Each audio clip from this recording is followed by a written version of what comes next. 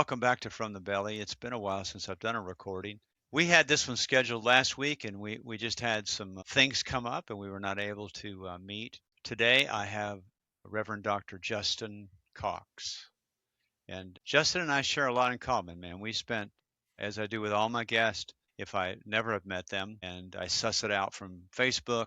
Actually, somebody sent me an article that Justin had written, and I went, okay, I'm going to go fishing and see if I can find this human being. And we played phone tag a few times. He responded back, and then we got on a Zoom call again, which I do with all my guests. And that just went on and on and on. And I thought, man, I could just do this I could just talk to this human being forever. So, Justin, welcome. Thank you, man. Doug, I appreciate you having me and us being able to get in touch with each other. You bet.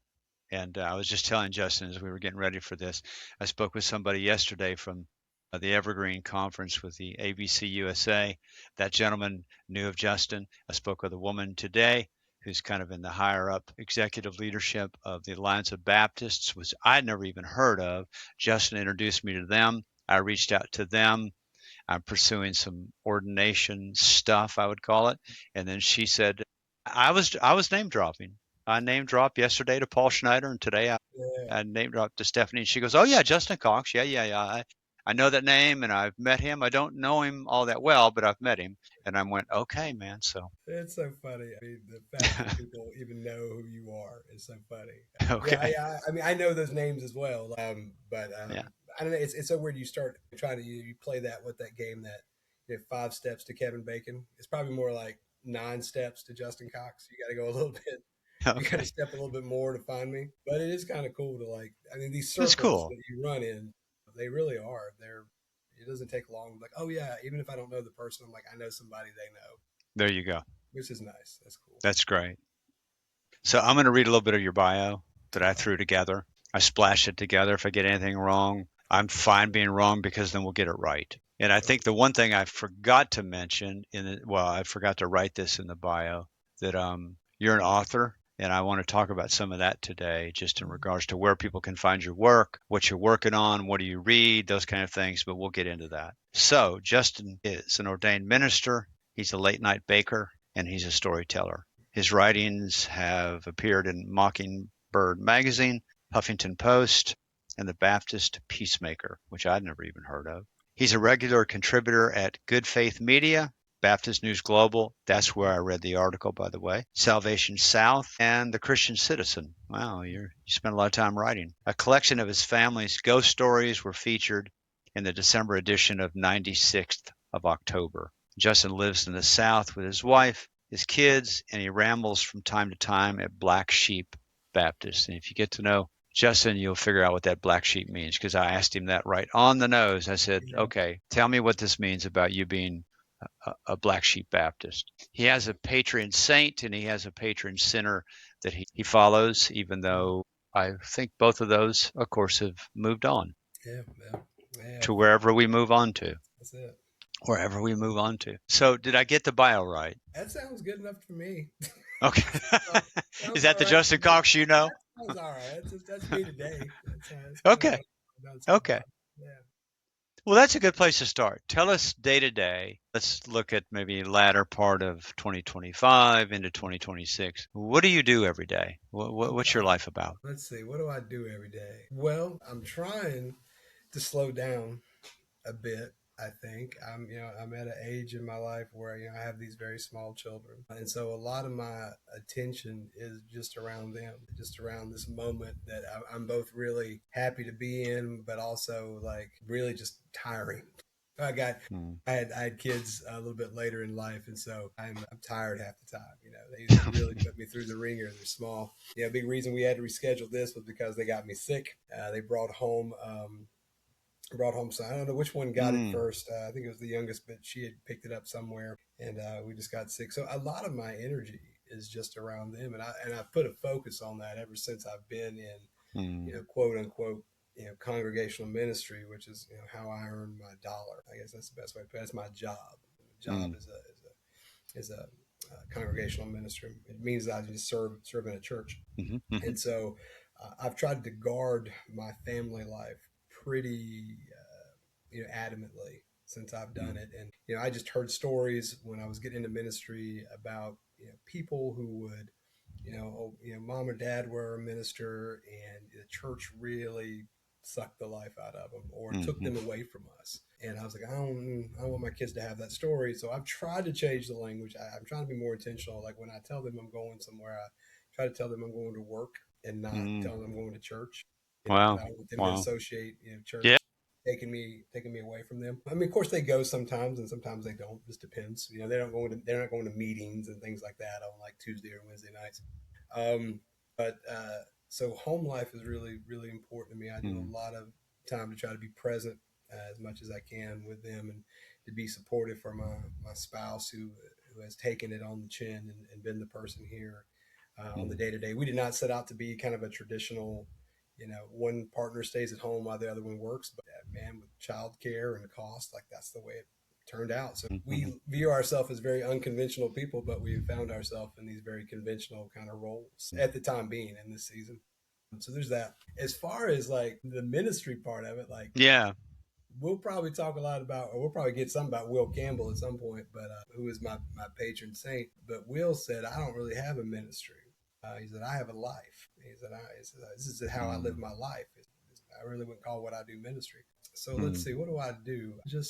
I am at a church where I perform all the duties that you might imagine of a minister. I preach every Sunday. I visit people. Mm. I lead a Bible study. I sit in business meetings, which I hate the fact that they're called business meetings at a church. But I Mm. have difficult conversations about things that I wish were simple. And let's see, Mm. what else do I do? I sit in an office and craft things and read a lot. So some of that I think is expected as a pastor. And then the other things I do is I make a lot of food.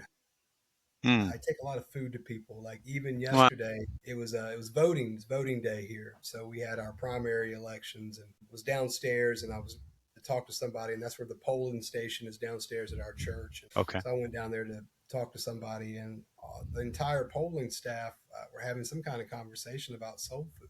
And I was like, "Wait a minute, what are y'all talking about soul food? Like, what's the story?" And I go, "What are the Mm. things?" One of the ladies says, "Oh, we're talking about neck bones and stuff like that." I was like, "I got neck bones in my freezer right now." So Okay. then we got on to like collard greens, and I was just naming all this stuff that I make. And I was like, "I serve Mm. cornbread for communion. I'll make biscuits or cornbread and serve that for communion." And they said, when's how often do you serve communion?" And I was like, "I wish Like, I we served want it to every come. week." I was like, they're trying to figure out when to come, and I was like, "Well, we serve it the first Sunday," and they were laughing. And I said, "But you ain't got to wait. I'll make you some right now." And so I just Wow. left. Just left the office and came home and got my cast iron skillet and made cornbread and took Wow. it back For up there to them. And so I sit there and serve cornbread to these people and talk to them about whatever they wanted to talk about for 30 wow. minutes. So Wow. in a whole day of ministry where I'm supposed to be, writing, I don't know, what am I supposed to be doing? I don't Yeah. know. What are you supposed to be doing? That's what I don't know. That's what I'm probably supposed to be being really pious somewhere and weird and reserved, and It's but just, I just do that if I see an opportunity. Well, I will say it was funny because there was another lady down there who I went to speak with, and she was telling me like, "Hey, I've been finding out about some grants and things that could possibly help the church, and Mm. there's all kind of different things you can tap into." She's really good at that. She's like, "Just use me. I'm really good at this. I'm good at this." And Mm. so anyway, like she's down there witnessing me in that element, right? And so when I came back and I talked to all those people, and I just just talking, just communicating with people and laughing and joking. And I told her, I was like, "This is what I'm good at, and this is probably why I stay in ministry because this is what I'm good at." So just being present with people, so either trying to be present with my family or being present with the people that I'm walking beside right now, whatever congregation that is, whatever community that is. I try to be intentional about that. Spending time with people, I probably spend more time out of the office than in the office. If it's meeting somebody, meeting other ministers, meeting community people, Mm. who've just been here a long time, they can tell me more about. I grew up in the area that I'm serving in now, but I've been gone for so many years. So trying to acclimate myself, but yeah, just talking with people, breaking bread with people, eating with people, talking with people, drinking with people. That is where I spend most of my time doing. So it's just a lot of relational work, I feel like. So how in the world how did you end up in, we'll call it ministry, we'll call it clergy work, we'll call it your Yeah. senior pastor at a church? I Yeah. do want you to tell a little bit about, because I sure got a lot from you talking about your experience in Vermont and then Mm, moving back to the South. So I want to talk yeah. about that a bit. How did you end up like a non-church person doing church work? Is that a fair way to No, put that's that? fair. Yeah, that's a good way to say it. Let's see. I could give you the real, I give you the real romantic Southern take on it, right? So the that one would be when there's no other minister in my family. Like I don't, I'm not a PK kid. I didn't have like a great uncle that was in the ministry. I don't have any of that. But my grandfather was a tobacco farmer. We kind of grew up on his tobacco farm in my Mm. family, mother and father and my sister. And when I was born, I was about 4 or 5 years old, and my grandfather came home and he had this old King James Bible. Wasn't old, but he brand new. He bought it like at a bookstore, and he told my mother, he said, "I got this for Jack," and he called me Jack because he didn't ever call anybody by their real name. He gave everybody a nickname, He gave so it. he called me Jack, and he's like, "I got this for Jack." And she's like, "Daddy, why in the world did you buy this for Justin? Why'd you, he can't even read. He's only like 4 or 5." And he said, "Because Jack's going to be a preacher one day." What the heck? Yeah, right. And I mean, it was really silly. And so anyway, that's the one story. And I guess the funny part was like years later when I did become a minister, I have a cousin named Bill, and me and him favor a lot. He got red hair, and a beard and everything. He runs a tire shop, and I went to go see him once, and he said, "I sure am glad things played out the way they did." He said, "I always wanted a preacher in the family." He said, "I was worried for a long time they were going to pin that on me." He said, "I'm glad it was you and not me." It was you. Uh, and I'm a tall guy, a lot simpler. That's And great. so that's the one part. I mean, it could be from just the meddling of an old tobacco farmer, the prophesying of that put me on a put me on a course. I don't hold to that. How did he come to that? I I mean, never asked him. Never. I wish I would have asked him. never asked him. Now, by the time he passed, I was not doing anything like that. I wasn't doing that. I went to school. Really, I set out to be an English teacher. That's what I wanted to do, and I always liked writing. I always liked English. Mm. I can see where a lot of that intersects now, but I didn't really have that. But no, when I got back into ministry, I was doing. I don't know the demographic of your listeners, so I don't know if they'll get the kind of John Belushi Bluto reference to Animal House. But I was doing kind of the Animal House living, going to college in my early 20s and doing that. Maybe Van Wilder, maybe the Ryan Reynolds Van Wilder would be the better Mm. reference to this generation. But I was just doing college living and being kind of crazy and living with a bunch of friends, going out every night, just complete chaos, just Mm. youthful chaos. In the South, they might Very call it hooting and hollering. hooting and hollering, man, and very is that fear of missing out. And so I got into a habit of like I had to Mm. go out every night because I was afraid if I didn't I'd miss something. And man, I loved Mm. it. I had a good social group that we did that with and did that for a couple years. And then my social group, we were getting older and they wanted to change, and I was like, wow, we wanted to change. This is fantastic. Let's just keep doing this. Um, and so I kept kind of partying pretty hard or doing that. And then it put me in a place where I started to look around and ask that question. Well, it's not as fun as it used to be. And there's got to be something more. There's just got to be something more to this. So I was fortunate to have some family that lived down near the Carolina coast, and I left the city that I was living in completely, like uprooted myself, detached, or got unattached from everything that was kind of like keeping me there, and moved down there and just really started over and went back to school and was living with some family, and they were pretty strict. They didn't have any children of their own, and so all of a sudden they had like a 23, 24 year old man, like grown man, dropped in their home, and they had all these rules, and I was like, I ain't had rules in like 5 or 6 years. I ain't had a curfew. I ain't got to answer to nobody, and Mm. they wouldn't let me do anything. I couldn't really go out. I was on a very tight schedule because I was trying to get my life right. And you admitted yourself into that, so there was Oh something you yeah, needed in that I space. didn't know what I was doing. Well, I knew I wanted to get away, Yeah, yeah, yeah, and yeah, so yeah. I had no idea what I was getting into. But I look back now, it is definitely what I needed. It was probably what I needed. It was hard, but it was what I needed. But what they didn't say no to, because I was such a wayward youth, was that when I said I want to get out of this house, I didn't want to go to church, but I want to get out of the house. So I Mm. started going to anything that had any kind of religious connotation to it. Mm. And so I would go to like a Methodist potluck. I'd go to a Baptist, Wednesday study. I went to my first Catholic mass. I'd never been to one of Mm. those before. I went to a Presbyterian church, a Unitarian church. I went everything. If it was open, I was trying to go. And through that experience, I Hmm. became, I guess, hungry or fascinated with a church that I had been around my whole life. Didn't really attend that much as a kid, but being in the Hmm. South, you're just around church. Church is You're just around down it. the street, or somebody invites you to a youth group and you go That's eat right. hot dogs or something, or you go on like a youth trip with them. So I had that experience, but in my early 20s, I kind of revisited all that and started saying like, okay, these are things I remember, these are things that I don't.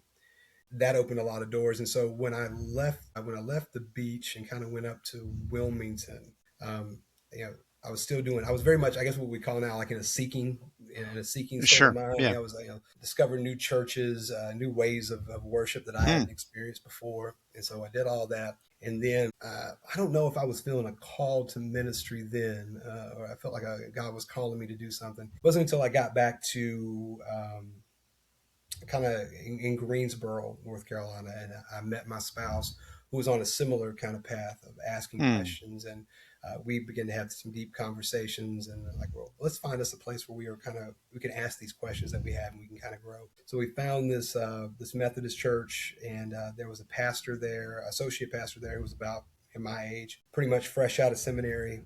And I had some great conversations with him, and he said, I think you might have an aptitude for this. You might enjoy doing this. I didn't know anything. I didn't know a damn thing about seminary or where to start, where to begin. But he planted that seed of like, I think you could do this. Why don't you Hmm. look into it? And so that's when I began to look up divinity schools and what kind of programs, and started dabbling in denominations of like, where am I Now, going to what year start? are we in, or year? What year? Oh, let's see. This is probably around 2010, 2011, somewhere in that Okay. ballpark. And so that's what started it. And, and let's see, where would I go from there? I looked up, um, I knew Duke, I mean, you grew up in Hmm. North Oh yeah. Carolina, Duke, Yeah. and You Duke had know a Duke. school, and they were Methodist, and the camps I did know about, we kind of would attend a Methodist church when I was growing up as a kid, and all my family is buried at an old Methodist church. So I was like, well, I Hmm. kind of know them, but my parents might disown me if I go to Duke. Like that would not be a thing. We were a North Carolina family, so we were Tar Heel Dude, I fans. know all about that, I man. know Duke is hated in Kentucky as much as they are hated in some houses Yeah. here. In some ways, hated worldwide, Oh man, or or they're nationwide. nationwide. Nationwide. But I found Campbell University. Didn't know anything about them, but I went and met with some professors. Went down and visited the campus out in the middle of nowhere, kind of eastern North Carolina. So it's south. I think I'm southeast of Raleigh. So anyway, went out there, met professors. First time I met different kind of Baptist than what I knew. Hmm. I thought every Baptist was a Southern Baptist, and so I met some of these professors, and it really kind of changed my trajectories. Was at Campbell, left Campbell, went to Wake Forest University in Winston Right on. Salem. I went there because I wanted to study with a particular professor. But I tell you, actually, I knew when I wanted to go to Wake, I went to go look at their divinity school, and I believe I went. It was Maundy Thursday, and they were doing a foot washing in their chapel service. And if I'm remembering it right, there was an individual there who was in the trans community, and they Hmm. were washing feet. And I had never seen that. And I'm a pretty open person, but I had never seen that. And it made me feel a certain way. And I remember coming back from that, and my wife was at my parents' house, and I came in. I said, I think I'm going to go. I think Wake's going to be my next step. So it was Wake Forest. Very influenced by what happened there. It was. I mean, we had our first child there too, so there was a lot going on in my 3 years at Wake. But yeah, and during this time too, I just completely skipped over. I started working in the church. I'd been Oh, working okay. in manufacturing, working in like logistics. That's what my background was in. That's how I was, paying the bills. But I got called to be a youth minister at this little small rural church that was near Campbell. And those people, they ordained me. They were very nice. Hmm. I don't know if they'd ordained me now, but at the time, they loved me in all my flaws. And And that was that an American Baptist church? that was a Southern Baptist church. A Southern Baptist It was a church. Southern Baptist church, and they, but but all right. And you and I talked a little bit about this before. So they are still a Southern Baptist church, Okay. but they were a Southern Baptist church that had like women deacons, and Okay, so man. they have had a woman, an associate minister who was a woman there. Goodness. So yeah, so and there were Southern Baptist churches like that. Okay. There were Okay. some. Not many, Not but a many, few. but they were out there. So they were very much local autonomy. This is before the split. So here in North Carolina, you had places like Mm. Binkley Baptist, you had Pullen Memorial out of Raleigh. Binkley was in Chapel Hill. Hmm. So they were there. They were doing the work like that because there's like this thing, the 1963 Baptist Confession, that left a lot of that pretty much open. When they revised that in 2000, they really closed all that down where it was just like only a man could do this stuff. So when you're looking for a church, if you are out there, y'all look at a Baptist church and you see anything about what confession they hold to or what Yeah. message they hold to. 1963, that's okay. Okay. You're probably in good shape. If you find one that says 2000, you're probably not Mm. going to see a lot of women on staff with the title of minister. Yeah. All Right. right, they called me and they love me, and I love their students and the families that I got to work with, and say they ordained me. But when I knew I was going to go to Wake Forest, I left there, and I was very fortunate to find a position at a church really kind of in Western North Carolina. So I had to drive about 40 minutes from Winston-Salem to get out to this church, and I had a great mentor there. The first time I'd had a true mentor, and he was someone who kind of came from an old school mindset of what church was. He was like a third generation pastor, something like that. But let's see, how would I say? He tried to make me, or tried to offer me, as much professionalism around the vocation as he could, which I learned a lot from him. But he also knew that I wasn't going to take all of that because I was just a different kind of person, a different kind of pastor. But we still stay in touch. He was one of the first people I reached out to when I came back here. Wow. And so if I've got a problem, I mean, even last year, I call him up and be like, "Hey, man, Wow. I'm walking through something. I don't know what this is. Can you give me some insight?" And he knows this. He knows the pastoral space. So he knows that role, but he'll call me sometimes. He's like, "Hey, I got something crazy. Wow. I've got something crazy. You're kind of crazy. How would you?" I was like, "Yeah, that's kind of what I do." So That's all good. that's good, man. So worked there while I was finishing up at Wake, and then I think what you and I spent a lot of time on was like that church was trying to bring me on full time. I knew I was kind of, I shouldn't say I was aging out of youth ministry, but I no longer had the call to youth ministry.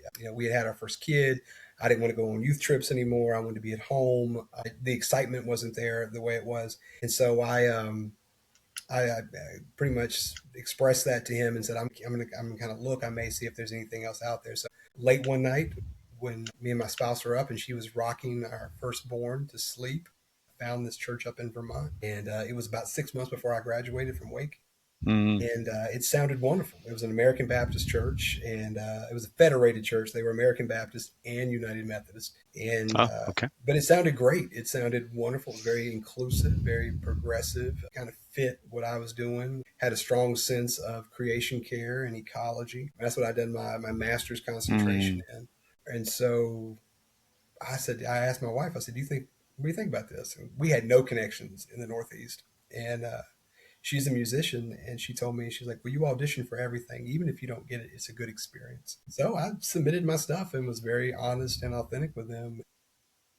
Mm. And it turned into a phone call, and the phone call turned into a Zoom. Then all of a sudden, we were flying our asses up there. And I was in the middle, right after Christmas, Sunday after Christmas, I had to preach my candidacy sermon to them, and it just happened. I knew. I think I shared this with you. I got up early one morning. It was about 4:30 in the morning, and I went out to the screened-in porch, and these snowflakes that were falling in Vermont were like the size of my fist. Jeez. I had never seen anything like that, and I said, "Oh hell, we're moving to Vermont." And so it was a great experience. It was a hard experience. It was during the pandemic. Solo pastor in a Wow. village of 1,000 people. I thought I knew what small was growing up on a tobacco farm. Had no idea. And I would tell you, as much as you hear about the independence and the strong will of Texas, Vermont's got it just as much. Wow. They're completely resilient people. You have to be to live in that kind of environment. And they were just good salt of the earth people. Really, really enjoyed it. And yeah, that was our first call. And then, but we were You were there kids. how Go ahead. long? I was there for a little over 3 years. Okay. A little over 3 years. And then we had our second kid, and you're in Vermont, so you're kind of isolated anyway. And we were looking around, and it was like, God, it takes forever to get to a doctor's office. I mean, it's just out in the middle of nowhere. Yeah, So right. we moved down to Connecticut. I took a call at American Baptist Church down in Connecticut, and was there for a couple of years. And it was during that time that my father passed unexpectedly. I had some resources down here in North Carolina that said, "Are you looking to come home?" And I said, "Well, it would take a lot. I don't really like. I just got up here a few years ago. It's really not Hmm. what I planned to do or set out to do with my family. Don't we just like pick up and move?" But a church came that we entered into conversations with, and it was enough to get us to pull up stakes one more time. So that's how it's a big circle of That's ministry. another man. Yeah, it's a big circle.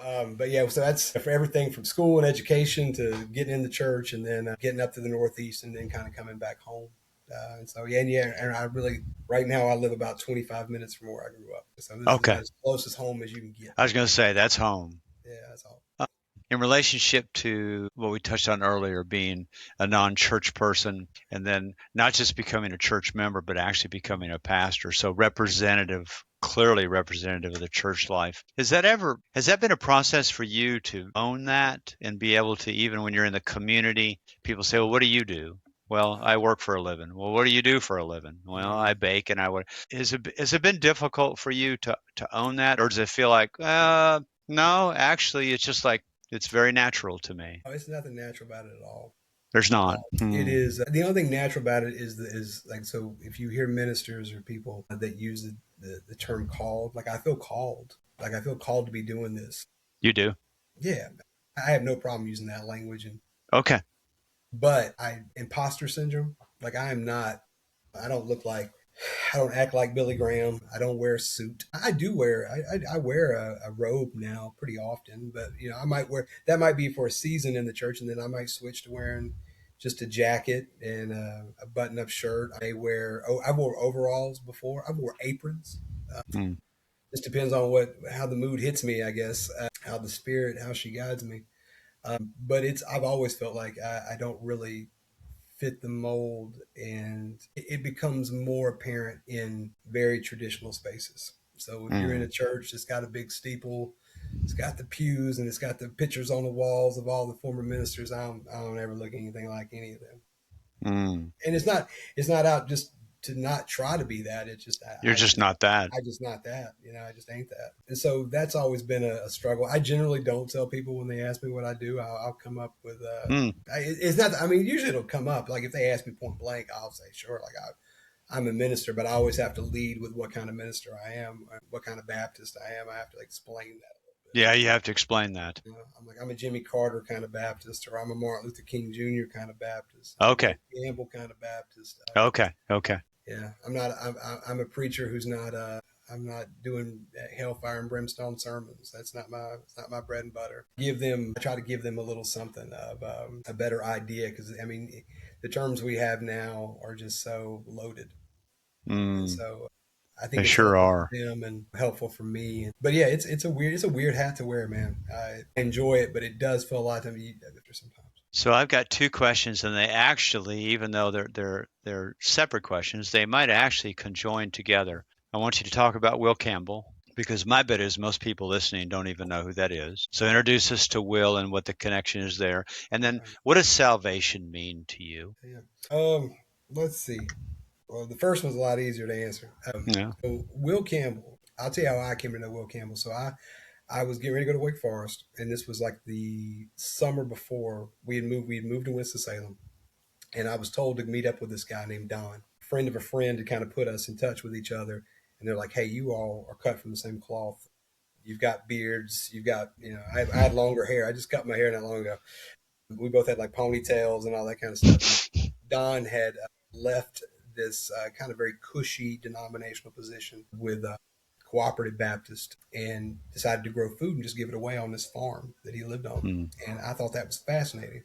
So we got together and we're talking, and we were meeting over this, eating Indian food together. And he was saying something about like how he had kind of gotten on the path that he had got on, and how he had left congregational life and denominational life. And he said, "This is what I'm doing." And he said, "I was just reading people like Wendell Berry and reading Hmm.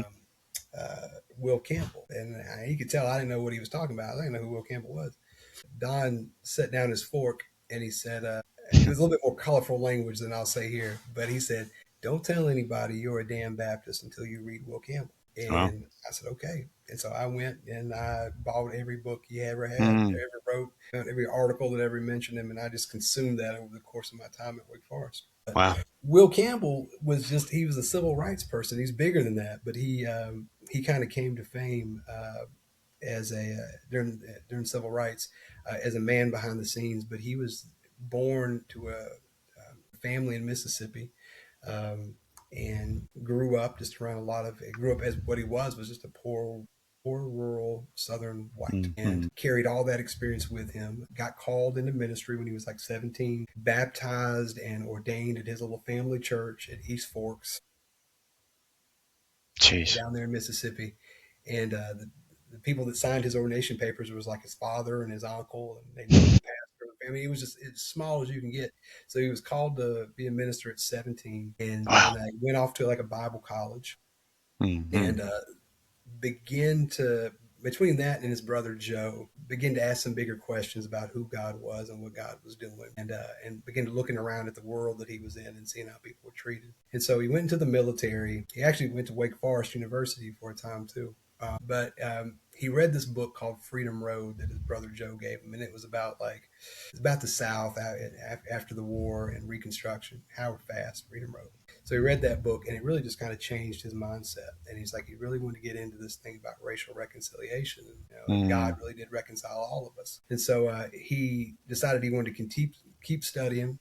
He shunned the halls of Southern Seminary in Louisville, which every Southern Baptist went to, and went to Yale and studied at Yale and got his MDiv there. What was the equivalent of an MDiv at the time? mm-hmm. And so he came back. He had one church in Louisiana, and he was working with like union workers, and he was striking with people, and got up every week and talked about how these people in Louisiana at this little small church need to be loving on the people who had darker skin than they did.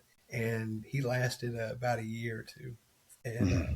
they ran him off there, and he went to go work at Ole Miss at the university as a chaplain. Got in trouble there for a number of things, inviting the wrong kind of speakers to come, working with African American Mm, people in the community. A couple of stories that he had was he was found playing ping pong with a African American pastor in the area. And so the next morning he woke up in his house, and all over his front lawn they had taken ping pong balls and painted half of them black and half of them white.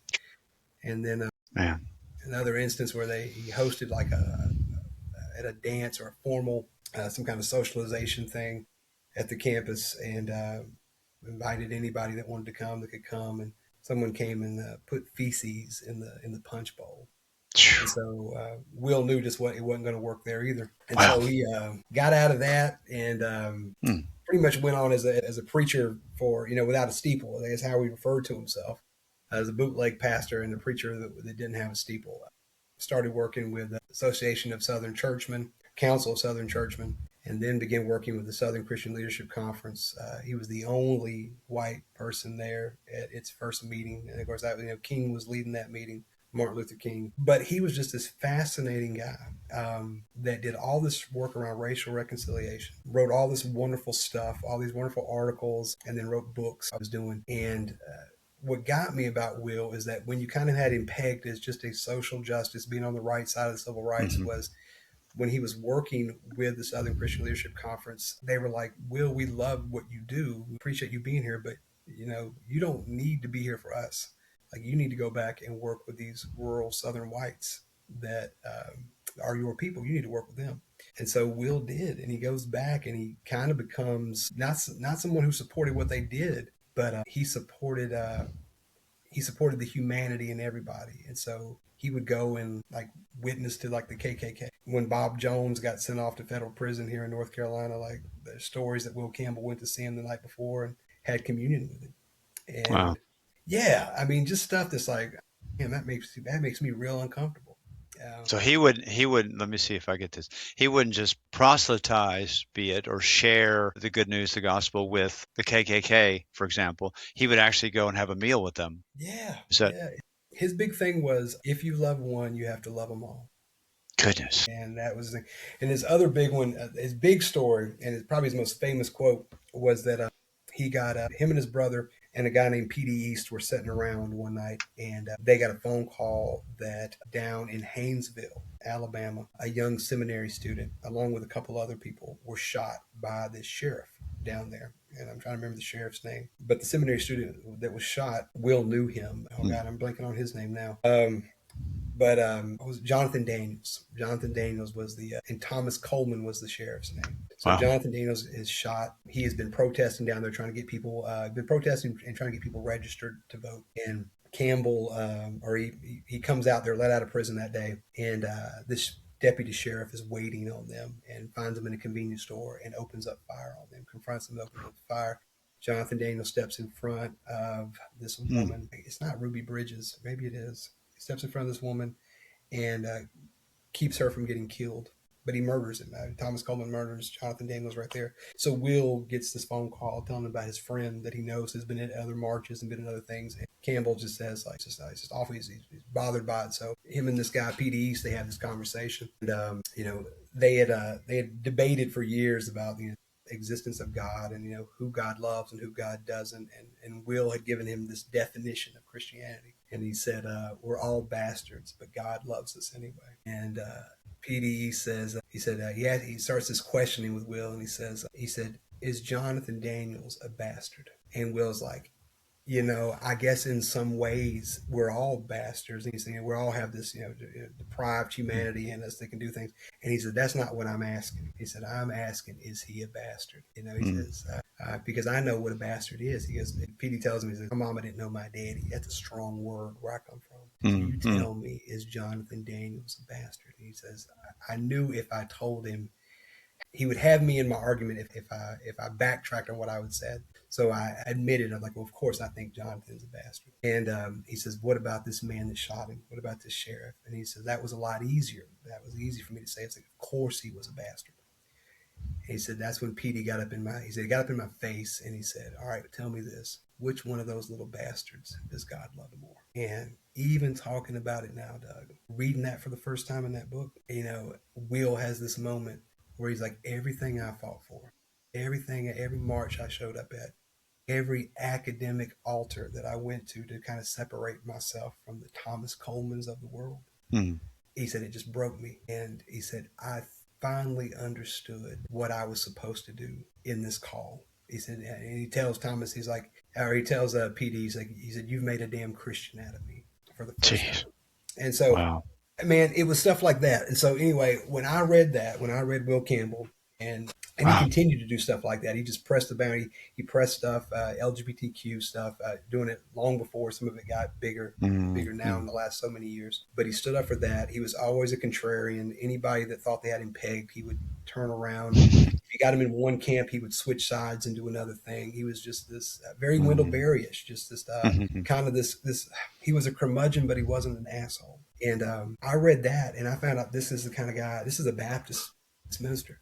And I was like, that's cool. If that's what a Baptist is, I can be I that. can do that. I can I do can do that. that. That's everything about. I tell people all the time, if you want to know me and you want to know where I come from and what I do in ministry or in life, whatever it is, you read Brother to a Dragonfly by Will Campbell. Okay. That's That's it. that's that's another sacred text from me. That's just it. Just someone who had a testimony that felt very much like mine that came from the same kind of people. So I got it. Well, I hear a theme. I'm sure somebody else has brought attention to it. I hear a theme in your story, and that is just encounters. All these Honestly, encounters that you have, yeah. be it with a snowflake, be it with a Will Campbell statement, just an encounter that actually Yeah. just changes your trajectory. So maybe without a lot of time left, maybe you already did answer the question about salvation. Yeah, I think it's a lot easier. Well, it's a hard thing. Salvation is hard. Well, what would I say? I would equate it up there the way Dietrich Bonhoeffer talked about grace. Right? There's cheap grace. Grace isn't cheap. It's very Mm. costly. I think salvation is very costly, but I think it's way more complicated. I think it's way more simple too. Oh, I okay. think the accessibility is it's very simple in that it's very accessible. It's out there for everybody. I think it's way more. It's closer to us than we think it is. Yeah. Yeah. Yeah. So Wow. Well, that was a fantastic baptism into the world of not only Will Campbell, but you. Before I let you go, because I know yeah, you got other things to do, I'll let you choose between two questions for the sake of time. The first question I came up with: has the universal church lost credibility? That's number one. And number two is what type of church/faith community is worth pursuing or saying yes to in Mm. 2026. Yeah. So they're current. Those are both current questions. Yeah. Yeah. Yeah. I think to the first question, I think the universal church is absolutely deserving of skepticism. I mean, it's an institution, right? And institutions prop themselves up, and some things that they prop themselves up for are good, but I don't know. I always feel if the institution goes on for so long, it gets so big that it becomes self-serving.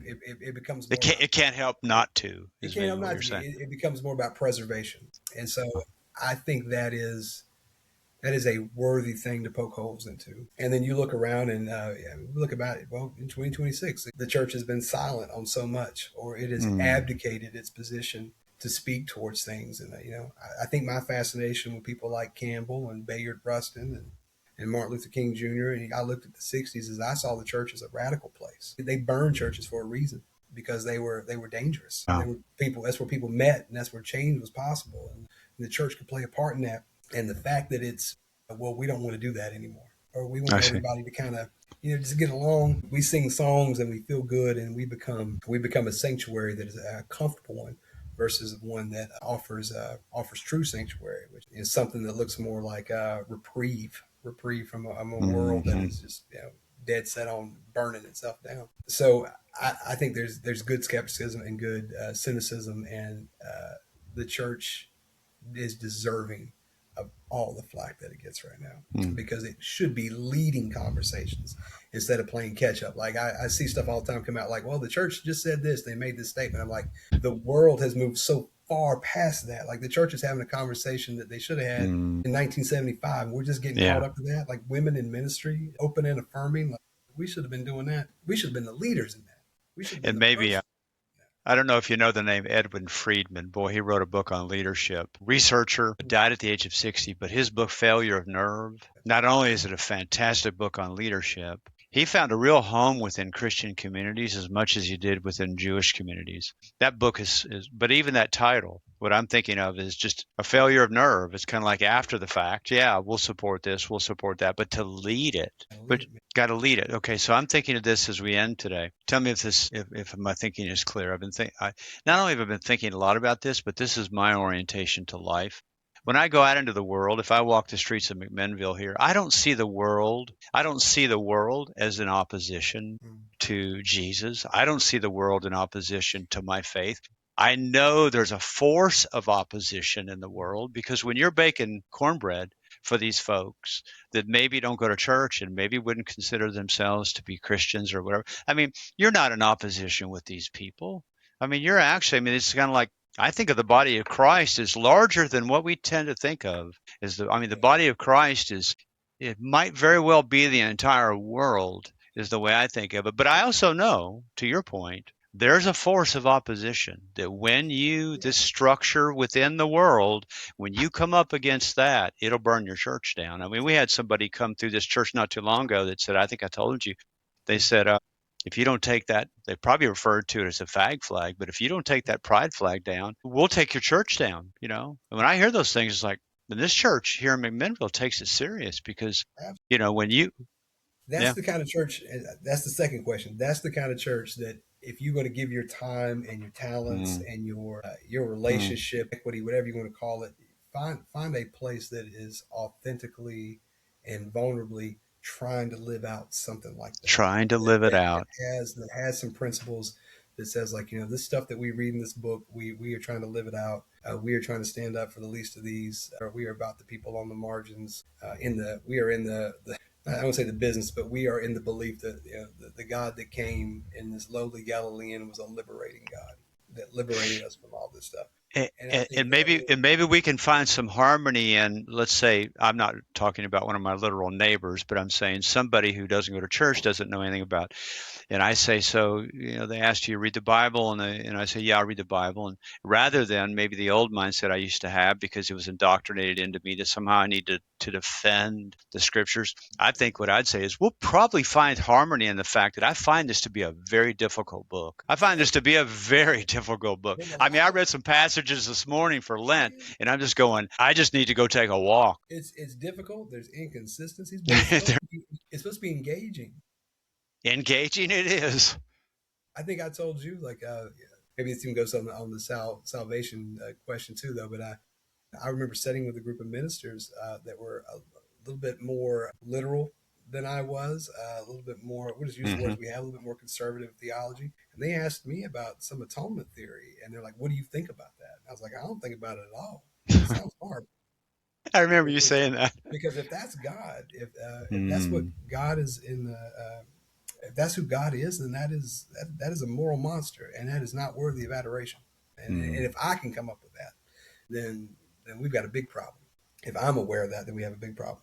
So I think that is the opposition to the world thing. I feel more at home doing stuff like that, Yeah, I think I can feeding tell people, you do. walking with people, sitting with people. I feel much more. That feels more like church to me, more natural to me than what I am required to do on Sundays.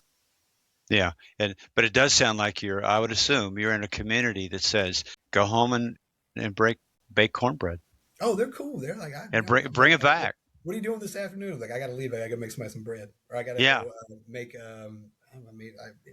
spoon pudding or spoon bread or bread pudding. Like, they'll let me just leave for whatever. I think the communities I've served in are fortunate to know that unconventionalness um, is a big part of who I am. yes. And not everybody Uh, gets that. And so Black that's my Sheep strength. Baptist that we talked about earlier.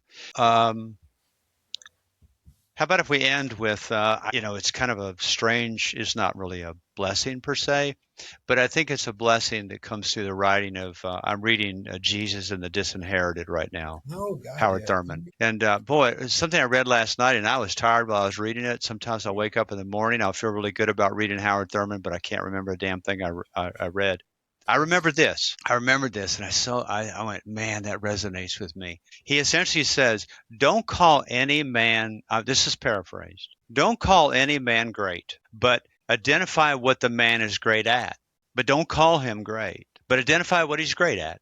Mm. Man, it would be interesting for me to do a survey of people that know you, and I mean this seriously.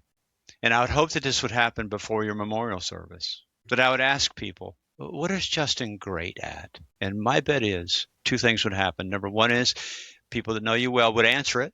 They might even say, he's a great man. And I wouldn't say, hey, by the way, Howard Thurman says, don't say that. I wouldn't say that. Mm. But I would just say, hey, let's talk about what he's great at because everybody's a bastard. But what is he great at? And I love the way that gets to right the nugget of that. And then I think the second thing we'd find in that survey is that we would find a theme that people may be using the exact language, or we'd say, you use different words, but that's exactly what Sally just said about Justin. That's Mm. exactly what Edgar just said about Justin. And I know that to be true, man. I know that to be They true. probably they all probably say I make the best communion bread they ever had. I know for Well, I'm I pretty think sure it of would that. be that, but I think That it I would be know for some other sure. stuff too. Well, Uh, I know because that's concrete, that's that's identifiable. concrete. Yeah, I know I can do that. But no, I think that's the I don't. Yeah, it is such a it's a good blessing to receive, and I Mm, think that's to be in a community that has that lets me kind of be me. I mean, there's always that's expectations. I have to deal with those. That's sure. out there, but they have allowed me to cook and bake. They've allowed me to not only have the pulpit that I stand up in front of, but they understood that I wanted to write. That I Yeah, put myself out there in these beautiful. publications that you mentioned that I Keep write a doing it, lot, man. and they're like, we know that's just kind of part of what you do. So it's this idea of recreating the pastoral role, and showing people like Campbell showed me, and like my friend Don showed me that you don't have to be the blue suit wearing No, Baptist minister. You don't have to be that. You can be the black sheep. You can be the bootleg. You can be whoever mm. God's called you to be. And I'm hopefully to inspire somebody of that, saying like you can be part of your faith and be authentically you. I mean, that's kind of what And, it keeps and me dude, going. You know. if you grew up, I mean, I was an agriculture major and I worked on a big old farm in Hardin County, and there was time when it was time to harvest tobacco. So I've done it. I've cut the suckers off plants. I've watched them stick it on the plants. I've watched them hang it and whatever. And I'll never forget the boss that I worked for said, so like you meet these people before they go out to cut the leaves every morning. I said, you come early before we even get started. And he said, oh, yeah, man, I have to go to the bank and I got a wad of money because I have to pay them every day when we're done. They demand to be paid on the spot. And he said, that's the way they work. And he said, there's nobody else I'd hire because, I mean, this is what these folks do. And they were an interesting group of folks, man, that Yeah. showed up. But they demanded, you're going to pay me cash every That's all day. right. That's all right. Yeah, I love it. That was tough work, man. Yeah, man, I've seen it. I dipped my toe into it. Knew it was not for No, me. no, dude. It And wasn't for me at dangerous. all. Yeah, man, Dangerous with that big machete. dangerous. Big tobacco worms. If you didn't work in long sleeve shirts, you get sick as a dog. That stuff get into your And that skin. sucker glue. Man, I'm Man, telling you what, no, dude. thank you. No, I know, dude. beautiful, beautiful to watch, but no, no, Beautiful to watch. beautiful to watch. This has been a treasure, man. I know you got other things to go to. Justin, Yeah. thank you. Thank you, Doug. I appreciate the time and It's a been chance great, to just man. chat with you. I feel very inspired. I feel very, very inspired to aspire to be a better human. So thank you. I set the bar low, so that's the good thing. Keep that bar low. I'm going to hit stop. Stay with me because we don't want to lose any of this. And then we'll say goodbye to each other. Folks, thanks for listening to From the Belly. I think we're close to 30 episodes in. I keep not trying to, but I keep thinking about, well, maybe we've run our course in this why not church or maybe why church. That's the umbrella we've been living under. And then I just keep finding new guests. So I don't know, man. Maybe I've got an addiction. So, all Mm-hmm. right, man. Bless you. Bless you. Thank you, Thank you. Justin. Thank you, man.